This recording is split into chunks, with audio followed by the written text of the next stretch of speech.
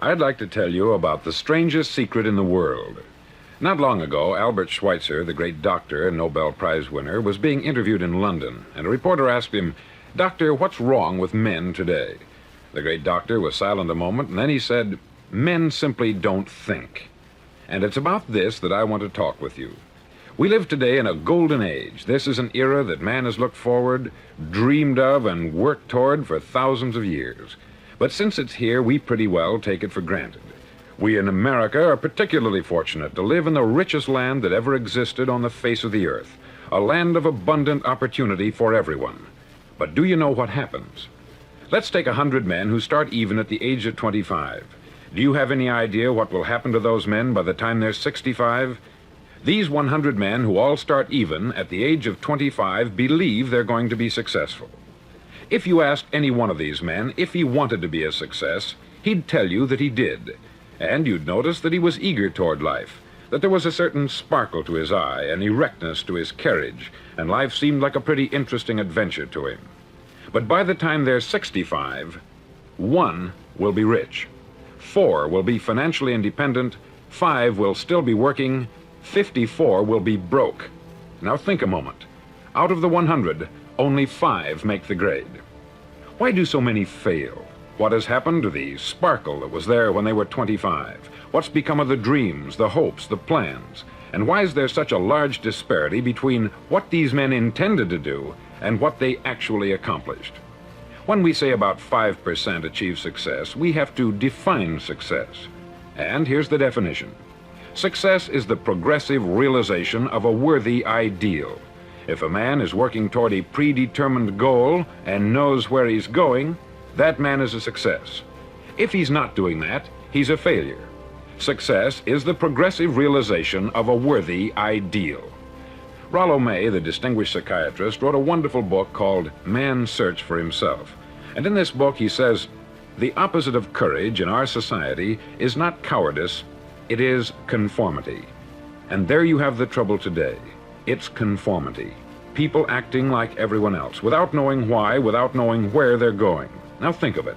In America right now, there are over 14 million people 65 years of age and over, and about 13 million of these 14 million are broke. They're dependent on someone else for life's necessities. Now, we learn to read by the time we're 7. We learn to make a living by the time we're 25. Usually, by that time, we're not only making a living, we're supporting a family. And yet, by the time we're 65, we haven't learned how to become financially independent in the richest land that has ever been known. Why? We conform. And the trouble is that we're acting like the wrong percentage group, the 95% who don't succeed. Now, why do these people conform? Well, they don't know, really. These people believe that their lives are shaped by circumstances, by things that happen to them, by exterior forces. They're outer-directed people. A survey was made one time that covered a lot of men, working men, and these men were asked this question. Why do you work? Why do you get up in the morning? 19 out of 20 had no idea. If you ask them, they'll say, everyone goes to work in the morning. And that's the reason they do it, because everyone else is doing it. Now let's get back to our definition of success. Who succeeds? The only man who succeeds is the man who is progressively realizing a worthy ideal. He's the man who says, I'm going to become this, and then begins to work toward that goal. I'll tell you who the successful people are. A success is the school teacher who's teaching school because that's what she wanted to do. The success is the woman who's a wife and mother because she wanted to become a wife and mother and is doing a good job of it. The success is the man who runs the corner gas station because that's what he wanted to do. The success is the successful salesman who wants to become a top-notch salesman and grow and build with his organization. A success is anyone who is doing deliberately a predetermined job because that's what he decided to do deliberately. But only 1 out of 20 does that. That's why today there isn't really any competition unless we make it for ourselves. Instead of competing, all we have to do is create. Now, for 20 years, I looked for the key which would determine what would happen to a human being. Was there a key I wanted to know which would make the future a promise that we could foretell to a large extent? Was there a key that would guarantee a person's becoming successful if he only knew about it and knew how to use it?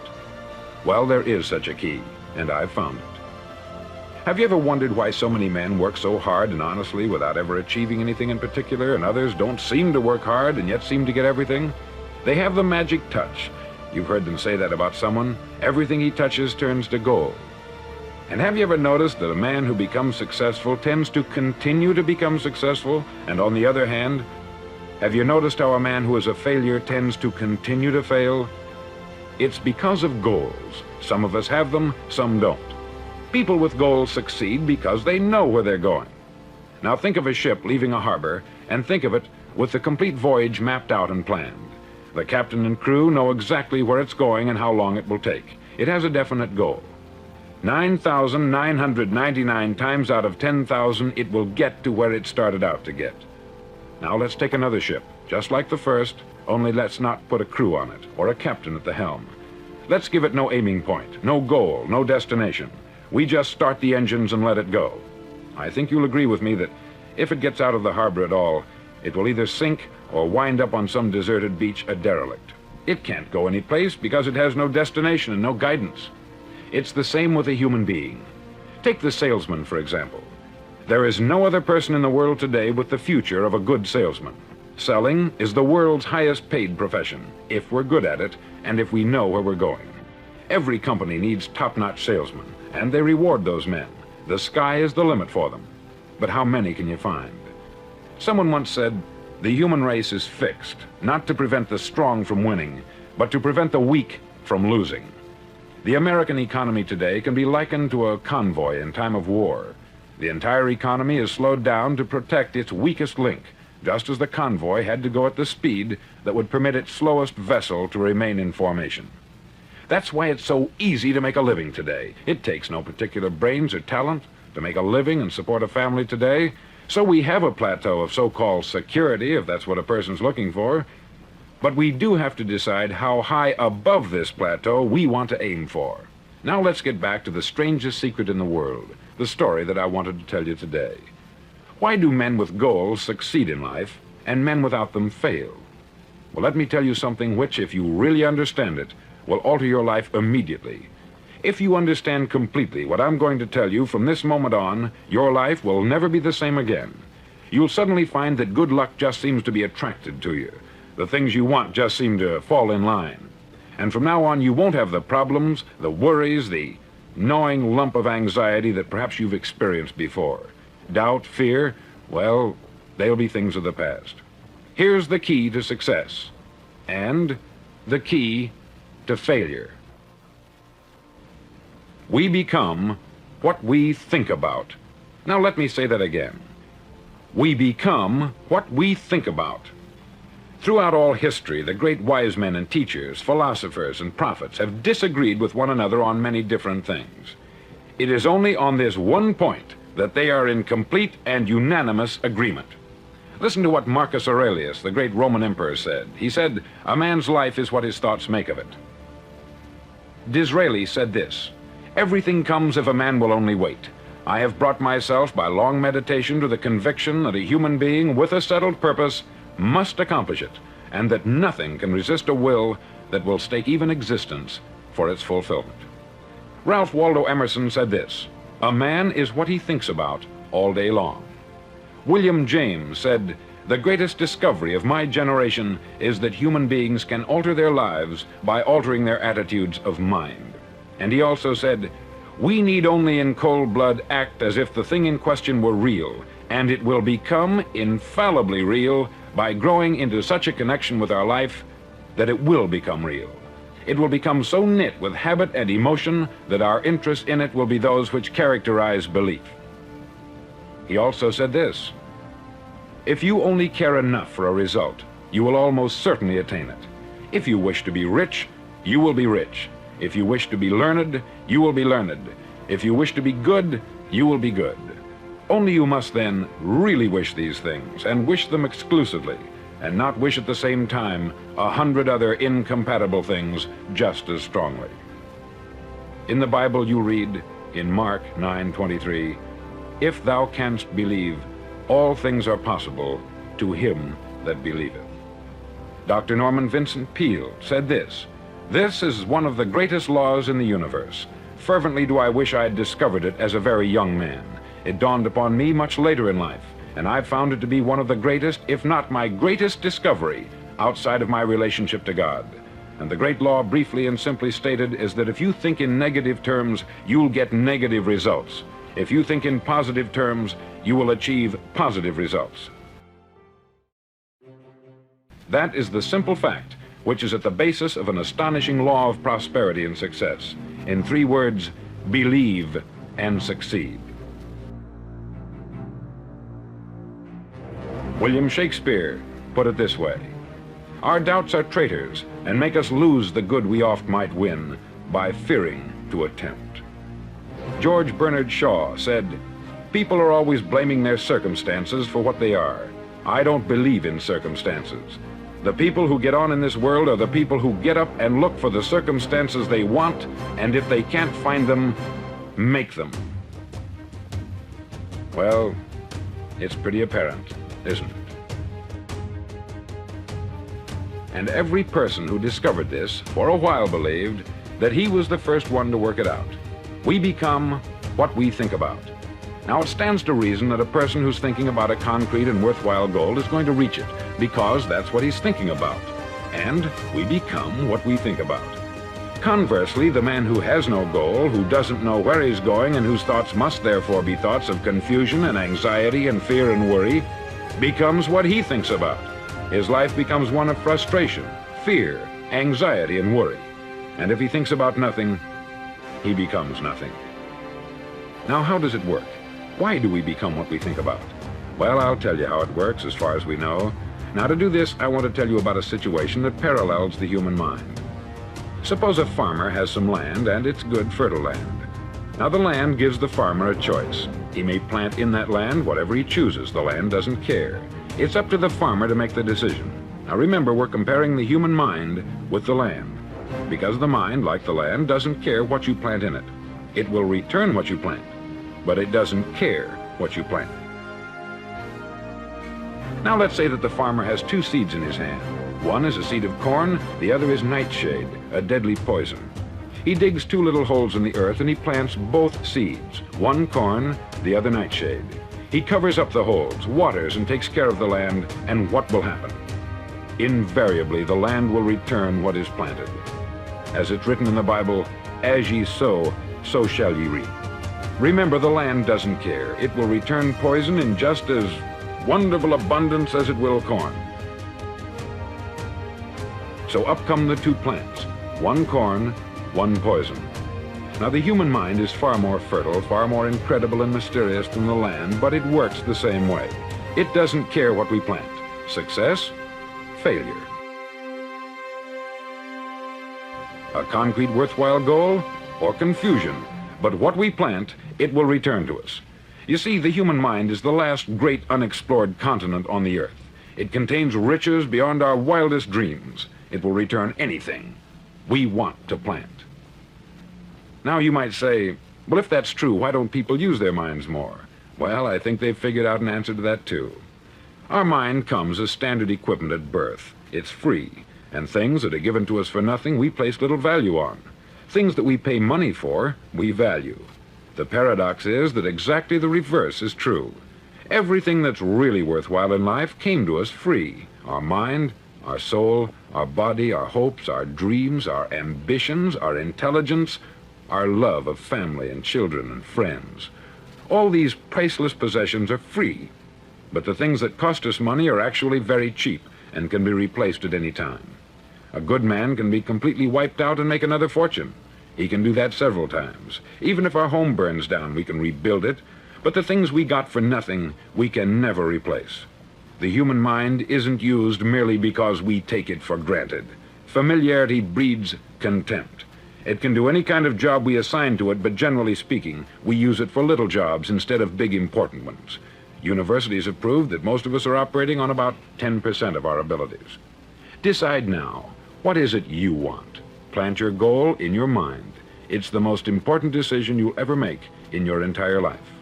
Do you want to be an outstanding salesman, a better worker at your particular job? Do you want to go places in your company, in your community? All you've got to do is plant that seed in your mind. Care for it. Work steadily toward your goal, and it will become a reality. It not only will, there's no way that it cannot.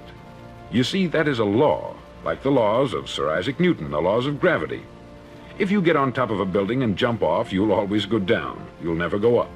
And it's the same with all the other laws of nature. They always work. They're inflexible. Think about your goal in a relaxed, positive way. Picture yourself in your mind's eye as having already achieved this goal. See yourself doing the things you will be doing when you've reached your goal. Ours has been called the phenobarbital age, the age of ulcers and nervous breakdowns. At a time when medical research has raised us to a new plateau of good health and longevity, far too many of us worry ourselves into an early grave trying to cope with things in our own little personal ways, without learning a few great laws that will take care of everything for us. These things we bring on ourselves through our habitual way of thinking. Every one of us is the sum total of his own thoughts. He is where he is because that is exactly where he really wants to be, whether he'll admit that or not. Each of us must live off the fruit of his thoughts in the future, because what you think today and tomorrow, next month and next year, will mold your life and determine your future. You're guided by your mind. I remember one time I was driving through Arizona and I saw one of those giant earth-moving machines roaring along the road at about 35 miles an hour with what looked like 20 tons of dirt in it, a tremendous, incredible machine, and there was a little man perched way up on top with the wheel in his hands guiding it. And as I drove along, I was struck by the similarity of that machine to the human mind. Just suppose you're sitting at the controls of such a vast source of energy. Are you going to sit back and fold your arms and let it run itself into a ditch? Or are you going to keep both hands firmly on the wheel and control and direct this power to a specific, worthwhile purpose? It's up to you. You're in the driver's seat. You see, the very law that gives us success is a two-edged sword. We must control our thinking. The same rule that can lead a man to a life of success, wealth, happiness, and all the things he's ever dreamed of for himself and his family, that very same law can lead him into the gutter. It's all in how he uses it, for good or for bad. This is the strangest secret in the world. Now, why do I say it's strange, and why do I call it a secret? Actually, it isn't a secret at all. It was first promulgated by some of the earliest wise men, and it appears again and again throughout the Bible. But very few people have learned it, understand it. That's why it's strange, and why, for some equally strange reason, it virtually remains a secret. I believe that you could go out and walk down the main street of your town and ask one man after another what the secret of success is, and you probably wouldn't run into one man in a month who could tell you. Now, this information is enormously valuable to us if we really understand it and apply it. It's valuable to us not only for our own lives, but the lives of those around us, our family, employees, associates, and friends. Life should be an exciting adventure. It should never be a bore. A man should live fully, be alive. He should be glad to get out of bed in the morning. He should be doing a job he likes to do because he does it well. One time I heard Grove Patterson make a speech, the editor-in-chief of the Toledo Daily Blade, and as he concluded his speech, he said something that I've never forgotten. He said something like this: "My years in the newspaper business have convinced me of several things, among them that people are basically good, and that we came from someplace, and we're going someplace. So we should make our time here an exciting adventure.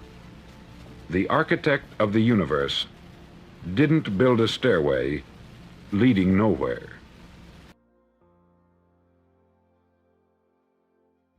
As Emerson said, you become what you think about most of the time. Earl Nightingale, in his Strangest Secret of Success, simply said that you become what you think about all day long. So what we have found is that our outer world is merely a reflection or corresponds with our inner world. In computer language, they have an expression, GIGO, which means garbage in, garbage out. But it also means good in, good out. Now, if the human being was like an animal, and that we were programmed permanently and could never change our instincts and our responses, then we would have no hope. But the good news is that everything that we have learned, we can unlearn. That everything that has been programmed into us can be deprogrammed and can be overridden with new programming. And we say, number one, Your self-concept is the master program of your subconscious mind. It's the master program. Your self-concept is your operating system. Everything that you produce on the outside is determined, modified, affected in some way by your self-concept. You cannot change what is being produced on the outside without changing your operating system. So that's the first thing we know. Second, we say you always perform on the outside based on how you think on the inside. You always perform on the outside based on how you think on the inside. Now, there are laws. The law of belief says that your beliefs become your realities. But the things that you believe may not necessarily be true. However, if you believe them intensely enough, they will become true for you. The law of attraction says that you attract into your life people and circumstances in harmony with your own thoughts. And your own thoughts may be positive or negative. They may be uplifting or depressing, but whatever, you'll attract people and circumstances just like them. The law of expectation says that your expectations tend to become your own self-fulfilling prophecies. In other words, what you expect to happen usually does. And if your expectations are based on false information, so you have false expectations, that's what will happen anyway. For instance, your expectations could be that you are destined to have an extraordinary life and be extremely successful. Is that no matter what happens, it's all part of a learning process that is leading you inevitably to great success, happiness, and accomplishment. And if you absolutely expect that to be true, if that's your fundamental belief, then over time that will become true. You'll be able to throw off the ups and downs of life. You'll be able to ignore the negative influences around you. If you confidently expect to be a great success, then by gum, you sure will be. No matter what people tell you, you just say, well, it'll be all right. Everything will work out fine. And we know that an attitude of confident expectation is a hallmark of highly successful people. They just expect to succeed more than they fail. They expect to be liked by others more often than they're disliked. They expect to learn from every difficulty that they have. They expect to keep making progress. They just confidently expect it. And surprise, surprise, your expectations affect your realities. What you experience on the outside is determined by how you think on the inside. As they say, you are not what you think you are, but what you think you are. In the Bible, it says, as a man thinketh in his heart, which means in his subconscious mind, way down deep, so is he. According to your faith, it's done unto you, and so on. Well, number 3 is you don't believe what you see what you believe. You see what you have already decided to believe, irrespective of whether or not that information is based on false information. One of the great rules, by the way, one of the most important of all principles, is to challenge your self-limiting beliefs. You see, we are all plagued by self-limiting beliefs. Beliefs that we tell ourselves, things that we tell ourselves to hold ourselves back. We shoot ourselves in our own feet and then we admire our own marksmanship. We hold ourselves back with self-limiting beliefs. We tell ourselves that we're limited in some way, when in reality, it's probably not true at all. The fact of the matter is that in terms of actual potential, you have so much potential that if you ran at 100 miles an hour, full blast, using your potential for the rest of your life, you would never come within miles of what you're truly capable of doing. In fact, Ernest Holmes, the great metaphysician, once said that all negativity is rooted essentially in the frustration of potential. People feel that they're capable of doing vastly more. Nelson Mandela, in his talk to the Nobel Prize Committee when he received his Nobel Prize, said, our great problem is not that we feel that we are powerless, but that deep down inside we feel that we are powerful beyond measure. Powerful beyond measure. That you are powerful beyond measure. It's an incredible thought. It's almost a scary thought, isn't it? But it's also true. Because the powers that you have are extraordinary. And as William James said, we live habitually well within our powers. We have enormous reserves of potential that we habitually fail to use. Which brings us to number 4. All performance, all improvement in personal performance begins with an improvement in your self-concept. All improvement in personal performance in what you do on the outside begins with an improvement in your self-concept, in your beliefs about yourself. When you change your beliefs about yourself on the inside, you change the reality of your life on the outside. Number 5 is there's a relationship between self-concept and performance. Your self-concept precedes and predicts your levels of performance and effectiveness in everything you do. The self-concept always comes first. It's always as within, so without. It always begins on the inside and radiates outward. I heard that for years. The average person uses only 10% of their potential. The average person uses only 10% of their potential, and so on. And then someone pointed out to me that if that was a true statistic, that means that 90% of your potential is left untapped. Let's take it in its simplest terms. It means that compared to what you could earn, you are earning about 1/10. Or put it in reverse, you could probably earn 10 times what you're earning today. And of course, we know that is true, that you could earn 10 times what you're earning today. And why do we know that's true? Because there's lots of people doing it. Lots of people your age who are doing it. Lots of people started off with nothing who are doing it. Lots of people in your field who are doing it. So obviously it's doable. If there was only one person in America earning 10 times as much as you're earning, then you could say, well, that's a coincidence. But if there's hundreds and thousands and millions of them, well, then maybe we have to say there's something going on here. And whatever anyone else has done, you can do. Whatever anyone else has learned to get from where they were to where they are, you can learn as well. But of course, the statistics, according to Stanford, are a little bit worse than 10%. The average person, according to Stanford, uses only about 2% of their potential. The average person has got a lot of potential, but they're saving it up for a good purpose, yet to be determined.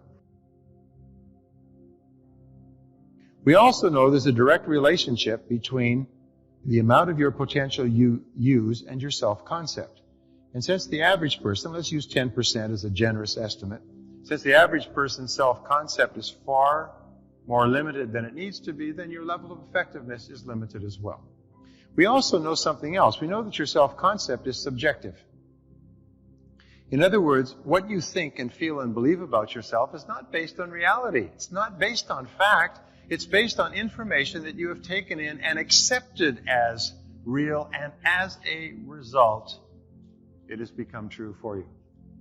Most of our self-limiting beliefs have no basis whatever in reality.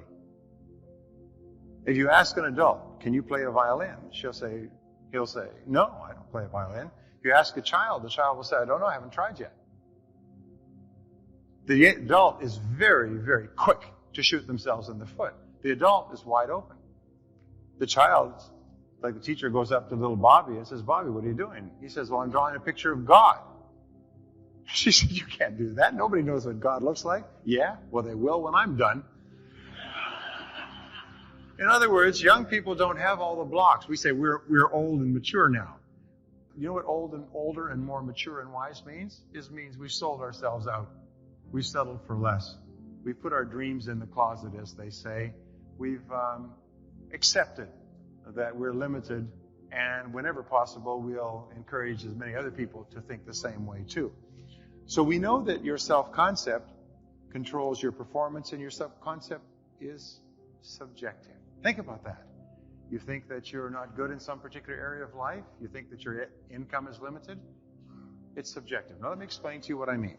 We each have a series of mini self-concepts. You have a self-concept for how you dress, and you have a self-concept for how you play a musical instrument, and a self-concept for how well you tell jokes and speak in public, and a self-concept for how punctual you are, and how well you use your time, and how much you read, and whether or not you listen to audio programs in your car. You have a self-concept for how smart you are, how creative, how quickly you learn, what kind of a memory you have. You have a self-concept for how likable and personable you are with others. If you're a salesperson, you have a self-concept or a mini self-concept for each of the different parts of selling. For instance, for telephone skills, prospecting, approaching, questioning, presenting, answering objections, closing, and so on.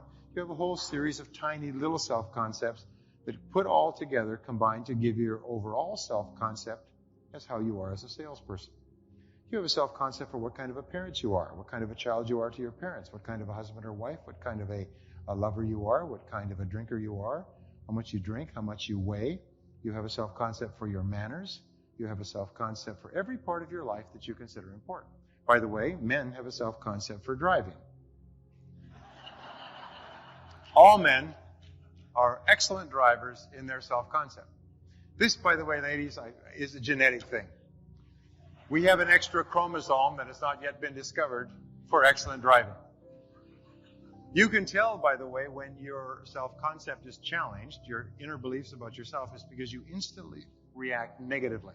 You're just like your mother. You're never on time. If it's a clash with what you believe yourself to be, you react defensively and angrily. It's just natural. You have what are called triggers that a person can just push and get you going. So gentlemen always have the ability to drive well. And any lady who has ever corrected a man's driving knows that we do not respond too well to it.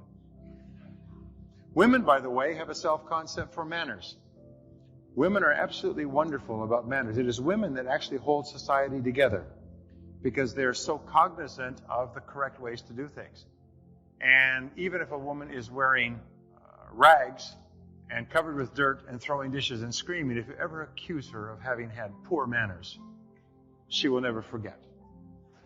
Now, here's the point that turned my life around many years ago with regard to self-concept. I couldn't believe this. I stood there staggered. I still remember the time and the place I learned it many years ago, is that each of us has a self-concept with regard to the amount of money that we make. And that you can never earn more than 10% above or below your self-concept level of income without engaging in compensatory behaviors. Your self-concept is like a thermostat, and it has what is called a comfort zone. And your self-concept level of income is your comfort zone. And you strive to get into the comfort zone, and that we know two things about the human psyche.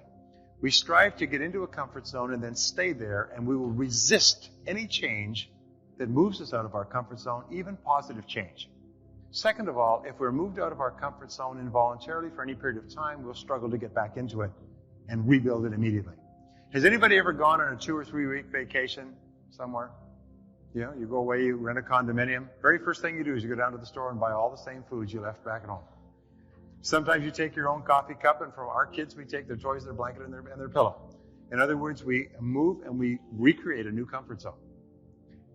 So, we know that the amount of money that you earn today has nothing to do with what you're capable of earning. It has only to do with where your comfort zone is today. If you earn 10% more or above your self-concept level of income, you'll immediately engage in what are called compensatory behaviors, throwaway behaviors. You'll do everything possible to get rid of the money. That's why, by the way, you often hear about drug dealers. They'll leave a briefcase full of money in a taxi cab. They'll actually lose it on the street. It's because deep down inside, this money is so far beyond their self-concept that they just lose the money. They just forget it. Well, if you go 10% or more below your self-concept level of income, you engage in scrambling behaviors. You work longer hours, you work harder, you take additional training, you get interested in other jobs and second income opportunities. But once you get into your comfort zone, you stay there. As it happens, your comfort zone is about 40% below the amount that you actually need right now to be comfortable. This is a basic study. People have said, how much you earn today, how much would it take for you to be comfortable? They say basically about 40% more on average. Then I'd be comfortable, but then that would become your new comfort zone. If they ask you the question a year from now, what would it be? 40% more. No matter how much you earn, you just simply adjust your comfort zone. When I learned this, I realized that if I could raise my thermostat, my financial thermostat, I could increase my income. And that was the turning point. It enabled me to increase my income 10 times in the next 5 years, and 10 times in the next 5 years. And I've shared these ideas that we're talking about here today with lots of people, and they've done the same thing. Absolutely phenomenal. The critical thing was that no matter how hard you work on the outside, nothing will change if you don't change your comfort zone, your self-concept on the inside, which is what we will talk about doing, and we are talking about doing throughout this course. So, we know that your self-concept is made up of 3 parts. The first part, A, is your self-ideal. Your self-ideal is composed of your goals, your values, your aspirations, the qualities that you admire in yourself and others, your hopes, your dreams, and your visions. Now here's an important point. This is your ideal. This is the person you would ideally like to be at some point in the future. Your ideal exerts an enormous influence on the direction that you go in life, on what you do in the present to assure that you arrive there in the future. What we know is this, and I could spend an entire day on this, but we know that the critical word in here is clarity. Successful people are very clear about who they are and where they're going and what they want to go and what to do and what they want to accomplish. They're very clear. And as a result, this acts almost like a magnet, and it pulls them forward in the direction of making their ideal into their real. So the greater clarity you have about who you are and what you would ideally like to be and have and do sometime in the future, the more likely it is that you will move rapidly toward your goals, and your goals will move more rapidly toward you. What do we know about unsuccessful people? Is that they're very fuzzy about their ideals. In most cases, they have no ideals at all. They compromise whatever qualities they may espouse. They have no visions or goals. And if something else comes along, they go that direction or that direction. Successful people are crystal clear, and they move in a straight line toward being the very best person they can imagine being, and toward achieving the very best things that they can imagine achieving. So your self-ideal is very important.